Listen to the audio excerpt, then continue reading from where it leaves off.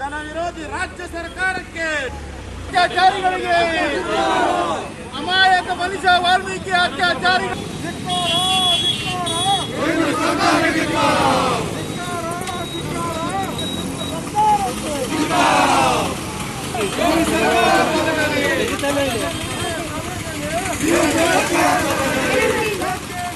ಎಲ್ಲಿಯ ತನಕ ಹೋರಾಟ,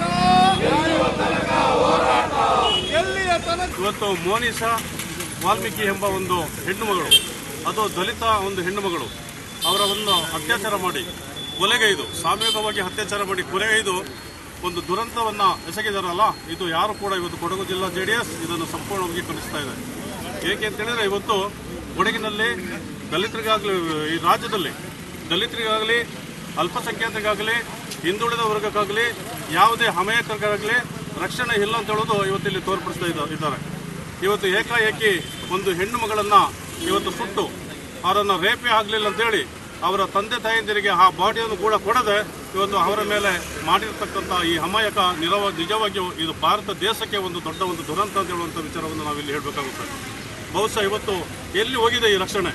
BJP ಸರ್ಕಾರ ಈ ಕೇಂದ್ರದಲ್ಲಿ ಬಂದ ಮೇಲೆ, ಈ ರಾಜ್ಯದಲ್ಲಿ ಬಂದ ಮೇಲೆ ಇವತ್ತು ರಕ್ಷಣೆ ಇಲ್ಲ ಅಂತ ಹೇಳಿದರೆ ಎಲ್ಲಿ ಹೋಗಿದೆ ಅಂತ ಹೇಳುವಂಥ ವಿಚಾರಗಳನ್ನು ಕೂಡ ನಾವು ಇವತ್ತು ನೋಡಬೇಕಾಗುತ್ತೆ. ಸ್ನೇಹಿತರೆ, ಕೊರೋನಾ ಬಂದ ಮೇಲೆ ಭಾಳಷ್ಟು ಜನರು ಲಾಕ್ಡೌನ್ ಮಾಡಿದ ಮೇಲೆ ಭಾಳಷ್ಟು ಜನರಿಗೆ ಲಾಠಿಯಿಂದ ಹೇಟ್ ಕೂಡ ಕೊಟ್ಟರು. ಇವತ್ತು ಕೊರೋನಾ ಹೆಚ್ಚಾಗ್ತಾ ಇದೆ, ಇವತ್ತು ಲಾಕ್ಡೌನ್ ಕೂಡ ಇಲ್ಲ. ಆದರೆ ಕೊರೋನಾ ಬಂದ ಮೇಲೆ ಯಾವ ರೀತಿಯ ಅವ್ಯವಹಾರಗಳನ್ನು ಮಾಡಿದ್ದಾರೆ ಅಂತ ಹೇಳೋದು ಕೂಡ ನಾವಿಲ್ಲಿ ನೋಡಬೇಕಾಗುತ್ತೆ. ಈ ಎಲ್ಲ ವಿಚಾರಗಳನ್ನು ಇವತ್ತು ಕೊಡಗು ಜಿಲ್ಲಾ JDS ನಾವಿವತ್ತು ಖಂಡಿಸ್ತಾ ಇದ್ದೇವೆ. ಇವತ್ತು ಆದಂಥ ಅನ್ಯಾಯ, ಅದು ಒಂದು ದಲಿತ ಹೆಣ್ಣು ಮಕ್ಕಳಿಗೆ ಆದಂಥ ಅನ್ಯಾಯವನ್ನು ನಾವು ಒಕ್ಕರಣದಿಂದ ಎಲ್ಲ ಜಾತ್ಯತೀತವಾಗಿ ನಾವೆಲ್ಲರೂ ಕೂಡ ಇದನ್ನು ಖಂಡಿಸಬೇಕು ಅಂತ ಹೇಳುವಂಥ. ಯೋಗಿ ಸರ್ಕಾರ UPಯಲ್ಲಿ ಬಂದ ಮೇಲೆ ಸುಮಾರು ನಮಗೆ ಗೊತ್ತಿದ್ದಂಗೆ 4800 ಕೊಲೆಗಳಾಗಿದೆ. ಪ್ರತಿದಿನ UPಯಲ್ಲಿ ಪ್ರತಿ ಹಳ್ಳಿಯ ಪೊಲೀಸ್ ಸ್ಟೇಷನ್ನಲ್ಲಿ ಇಂಟೆಲಿಜೆನ್ಸ್ ರಿಪೋರ್ಟ್ ಪ್ರಕಾರ ದಿನ ಆ ಸ್ಟೇಟಲ್ಲಿ UP ಸ್ಟೇಟಲ್ಲಿ 15ರಿಂದ 20ರವರೆಗೂ ರೇಪ್ ಕೇಸ್ಗಳು ನಡೀತಾ ಇದೆ. ರೇಪ್ ಕೇಸ್ಗಳು ಪ್ರತಿದಿನ ರೇಪ್ ಕೇಸ್ಗಳು ಆಯ್ತಾರೆ. 36,000ಕ್ಕೂ ಮೇಲೆ ಕೇಸ್ಗಳಿದೆ ಅಂತೇಳಿ ಈ 2018ರ ಮೇಲೆ ಇದೆ ಅಂತ ಹೇಳುವಂಥ ಇಂಟೆಲಿಜೆನ್ಸ್ ರಿಪೋರ್ಟ್ ಇದೆ. 1500ಕ್ಕೂ ಮೇಲೂ ಕೂಡ ನಕಲಿ ಎನ್ಕೌಂಟರ್ ಆಗಿದೆ. ಇದರಲ್ಲೆಲ್ಲ ದಲಿತರು ಮತ್ತು ಅಲ್ಪಸಂಖ್ಯಾತರ ಎನ್ಕೌಂಟರ್ಗಳನ್ನ ಮಾಡಿದ್ದಾರೆ ಅಂತ ಹೇಳುವಂಥದ್ದು ಇಲ್ಲಿ ಇಂಟೆಲಿಜೆನ್ಸ್ ರಿಪೋರ್ಟ್ ಹೇಳ್ತಾ ಇದೆ, ನಾವು ಹೇಳ್ತಾ ಇರೋದಲ್ಲ. ಇವರು ಈ ಹಿಂದುತ್ವದ ಹೆಸರಿನಲ್ಲಿ, ದೇಶಭಕ್ತಿಯ ಹೆಸರಿನಲ್ಲಿ ಸರ್ಕಾರವನ್ನು ತಂದು ಇವತ್ತು ಮುಸಲ್ಮಾನರ ಹೆಣ್ಣುಮಕ್ಕಳನ್ನು ತಲಾಖಿನ ವಿಚಾರದಲ್ಲಿ ಇವರು ಬಹಳ ಗಂಭೀರತೆಯವಾಗಿ ಚಿಂತನೆ ಮಾಡ್ತಾರೆ. ತಲಾಖ್ ಕೊಡೋ ಬಗ್ಗೆ ಇವರು ಕಾನೂನನ್ನು ತರ್ತಾರೆ. ಒಂದು ವರ್ಷದಲ್ಲಿ 10-15 ತಲಾಖ್ ಆಗೋದ್ರ ಬಗ್ಗೆ ಚಿಂತೆ ಮಾಡ್ತಾರೆ. ಗಂಟೆಗೊಂದು ರೇಪ್ ಆಗೋದ್ರ ಬಗ್ಗೆ ಚಿಂತೆ ಮಾಡ್ತಾ ಇಲ್ಲ. ಇವತ್ತು ಇದರ ವಿರುದ್ಧವಾಗಿ ಕಾನೂನು ತರ್ತಾ ಇಲ್ಲ. ಇವತ್ತು ಅಂದರೆ ಯಾವ ರೀತಿ ಈ ದಾರಿ ತಪ್ಪಿಸುವಂಥ ಕೆಲಸ ಜನರನ್ನ ಮಾಡಿಕೊಂಡು ಇವರು ಸರ್ಕಾರವನ್ನು ನಡೆಸ್ತಾ ಇದ್ದಾರೆ ಅಂತ ಹೇಳೋದನ್ನ ಇವತ್ತು ಜನ ಅರ್ಥಕೊಳ್ಬೇಕಾಗುತ್ತೆ. ಈ ರೀತಿಯ ಹಿಟ್ಲರ್ ರಾಜಕಾರಣ ಇವತ್ತು ಏನು ನಡೀತಾ ಇದೆ, ಹಿಟ್ಲರ್ ಆಡಳಿತ UPಯಲ್ಲಿ ಏನು ನಡೀತಾ ಇದೆ, ಈ ಆಡಳಿತವನ್ನು ರದ್ದು ಮಾಡಬೇಕು ಮತ್ತು ಈ ಆದಷ್ಟು ಬೇಗ ಕೇಂದ್ರ ಸರ್ಕಾರ ಅಲ್ಲಿ ರಾಷ್ಟ್ರಪತಿ ಆಡಳಿತವನ್ನು ಅಲ್ಲಿ ಏರಿಸಬೇಕು ಅಂತ ಹೇಳುವಂಥ ನಾವು ಮನವಿ ಮಾಡಿದ ನಾಗರಿಕ ಬಂಧುಗಳೇ, ಈ ದಿನ ಎಂದು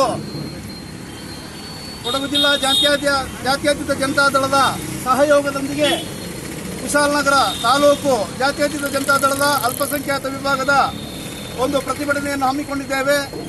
ಕಾರಣ ಏನಂತಂದರೆ, ಇಡೀ ದೇಶಕ್ಕೆ ಗೊತ್ತಿರುವಂತೆ ರಾತ್ರಿ 3:30 ಗಂಟೆಗೆ ಬೆಳಗಿನ ಜಾವ ಸುಡುವ ಅಂತಹ ಆ ಸಾಧನೆಯಾದರೂ ಏನಿತ್ತು, ಆ ಬಾಲಕಿಯ ಮುಖವನ್ನು ಕೂಡ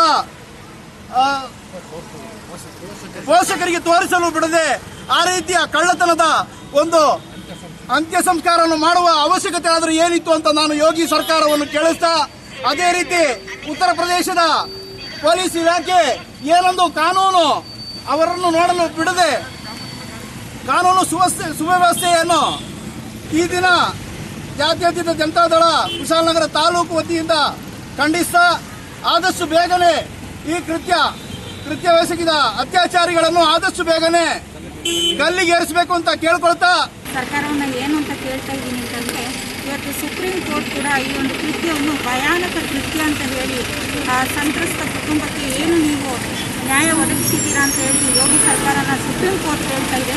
ನಾನು ಕೂಡ ಕೇಳ್ತಾ ಇದ್ದೀನಿ, ಅವರಿಗೆ ಆ ಒಂದು ಅಮಾಯಕ ಹೆಣ್ಣು ಮಗುವಿಗೆ ಆಗಿರುವ ಕೃತ್ಯವನ್ನು ಯೋಗಿ ಸರ್ಕಾರ ಯಾಕೆ ಕಣ್ಮುಚ್ಚಿ ಕುಳಿತಿದೆ ಅಂತ ನಾನು ಕೇಳ್ತಾ ಇದ್ದೀನಿ. ಹಾಗೆ ನಿರ್ಭಯ ಹಂತಕರನ್ನು ಹೇಗೆ ಗಲ್ಲಿಗೇರಿಸಿದರೆ ಅದೇ ರೀತಿ ಈ 4 ಅತ್ಯಾಚಾರಿಗಳನ್ನು ಗಲ್ಲಿಗೇರಿಸಬೇಕು ಅಂತ ನಾನು ಅಲ್ಪಸಂಖ್ಯಾತ ವಿಭಾಗದಿಂದ ಒತ್ತಾಯಿಸ್ತಾ ಇದ್ದೀನಿ ಸರ್ಕಾರವನ್ನು.